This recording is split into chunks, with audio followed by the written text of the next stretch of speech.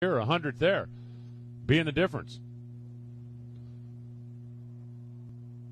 Oh, Allen's car goes left when he let the clutch out. Oh, and V Gaines, top end, gets in trouble. Allen's car, as soon as he let the clutch out, made a hard move towards the left, got over, clipped a block on the center line, and then further down track, V Gaines got sideways and went over. The Safety Safari on their way down there. Oh, a scary moment here at ZMAX Dragway.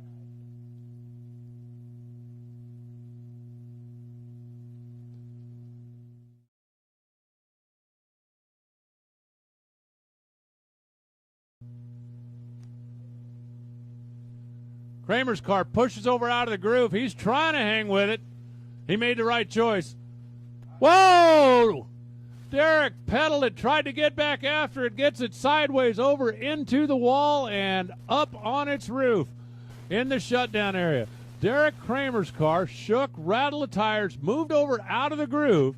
He was fighting with it. It looked like he took his foot off the throttle, and just when I was about to say it, that was the wise choice. He tried to get back after it. They know they've got enough power in that Hemi to run down there in that 680 zone, and I think Derek just so desperately wanted to qualify.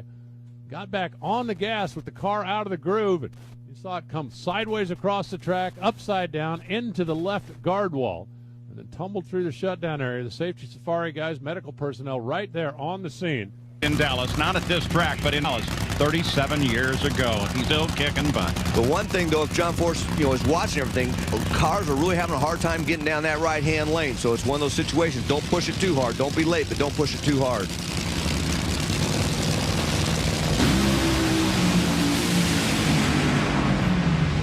Well, John was a little late.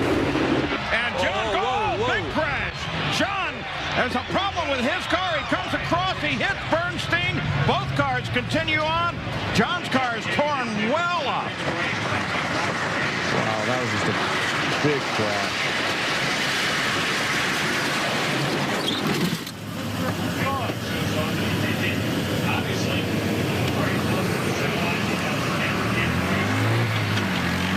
That's frightening.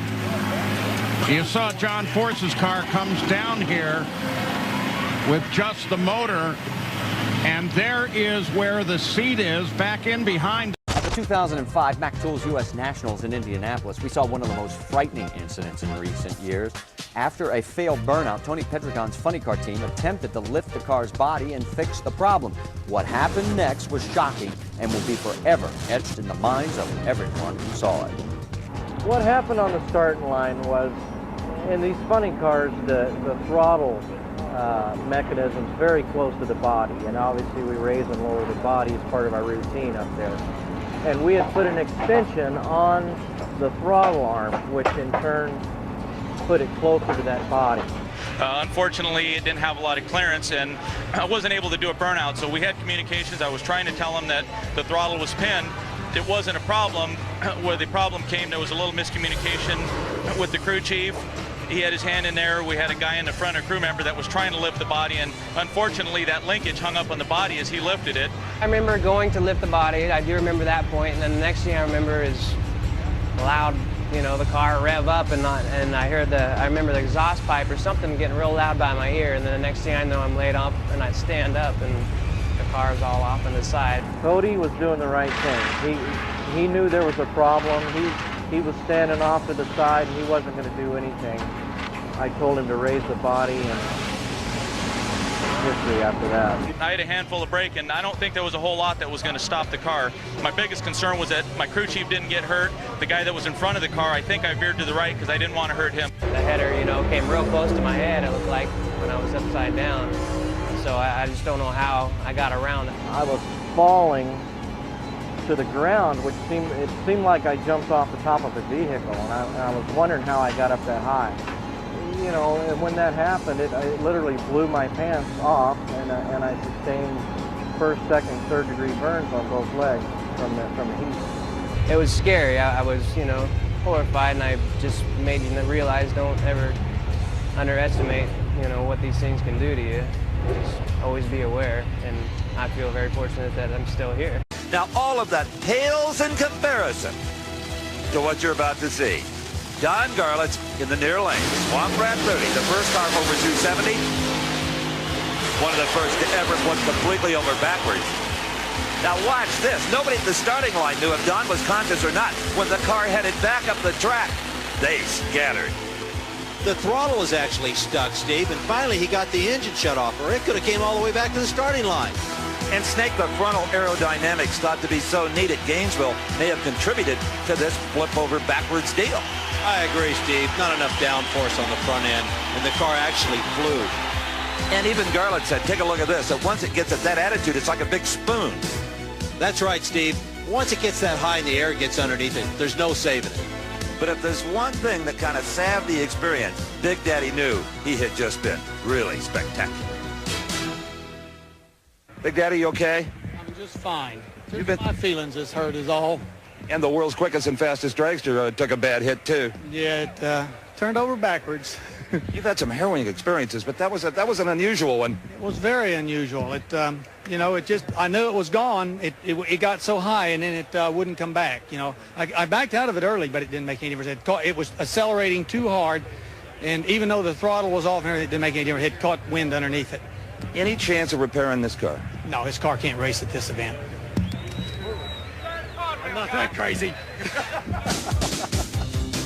I disagree with that.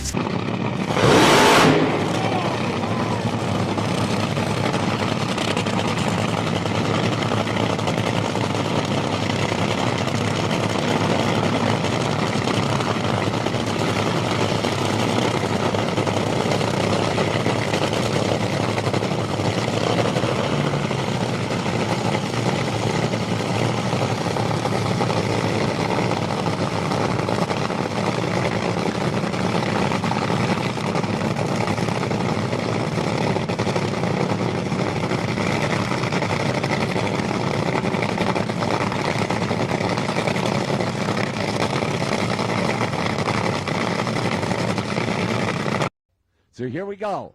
Head start Monty. Don doing the chasing. Here comes Don. Ooh, Don. Whoa, Monty's car makes a move there. Nice save. Whoa, Monty Green over. Don Kritzky also into the wall at the top end there, as I believe he got into the parachute of Monty Green's car there. Don Kritzky will take the win, but nobody cares right now, as you saw Monty's car get loose there and make a move, and I thought he saved it.